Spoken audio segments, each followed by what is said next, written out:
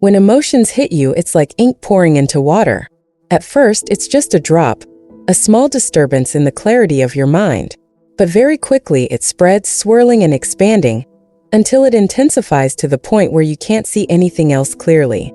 The entirety of your life becomes tainted with that feeling you don't want to have, and you find yourself trapped, unable to escape its grip. The initial clarity of your thoughts and feelings is overshadowed by this overwhelming presence. Hey everyone, and welcome to Ethical Considerations. Today we'll dive into an intriguing topic: how to master your emotion. Imagine you're having a perfectly normal day. You're at work, or maybe you're spending time with family or friends. Suddenly, a memory surfaces, or someone says something that triggers a deep-seated emotion within you. It could be anger, sadness, anxiety, or any other intense feeling. Almost instantly, it's as if a dark cloud descends upon your mind, making it difficult to focus on anything else.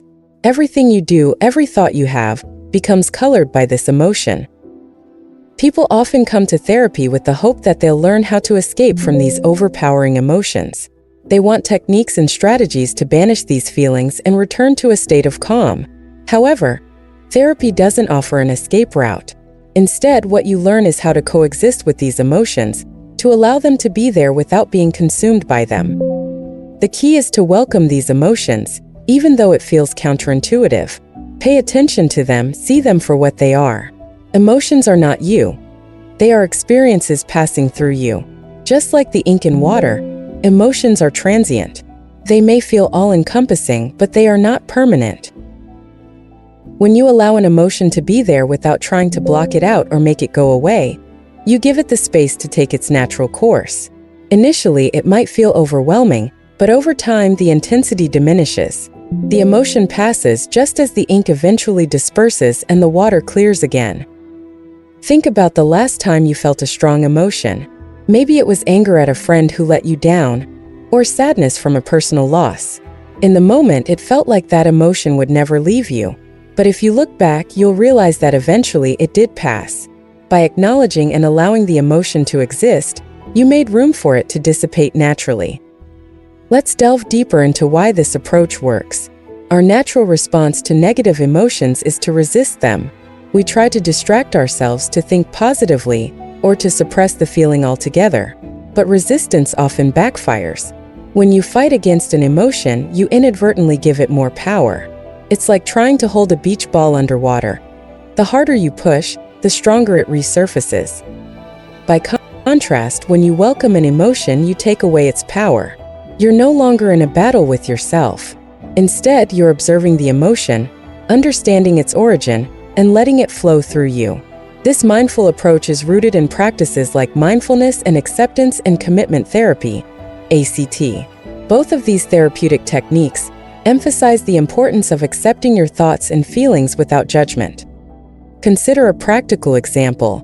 Suppose you're feeling anxious about an upcoming presentation. Instead of telling yourself not to be anxious or trying to distract yourself with other activities, you take a different approach. You sit quietly and acknowledge the anxiety. You might say to yourself, "I notice that I'm feeling anxious about this presentation." You observe where you feel the anxiety in your body. Maybe it's a tightness in your chest or a knot in your stomach. You breathe deeply and allow the sensation to be there without trying to change it. As you do this, you might start to notice other thoughts and feelings that accompany the anxiety. Perhaps there's a fear of being judged, or a worry about forgetting your lines. By welcoming these thoughts and feelings, you gain a deeper understanding of your emotional landscape. You're no longer just anxious. You're aware of the specific fears and concerns driving that anxiety. Over time, this practice of welcoming emotions becomes a powerful tool for emotional regulation. You're training your mind to respond to emotions with curiosity and compassion, rather than fear and resistance. This shift in perspective can lead to profound changes in how you experience and cope with difficult emotions. It's important to remember that this process takes time and patience. Emotions are complex and often deeply rooted in our past experiences and beliefs. It might take repeated practice to fully embrace this approach. But with each small step, you're building a foundation of emotional resilience.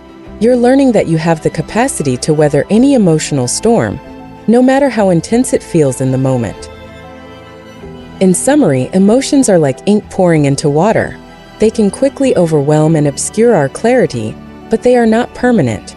By welcoming emotions and allowing them to exist without resistance, we give them the space to pass naturally. This mindful approach transforms our relationship with emotions, fostering greater self-awareness and emotional well-being.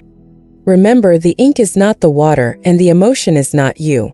It is simply an experience, a sensation moving through you. Allow it to take its natural course, and in time the emotion will pass, leaving you with a clearer mind and a deeper understanding of yourself. If you like this video, let us know by giving it a thumbs up. Also, make sure to subscribe to Ethical Consideration for more dating and relationship advice, tricks, and hacks.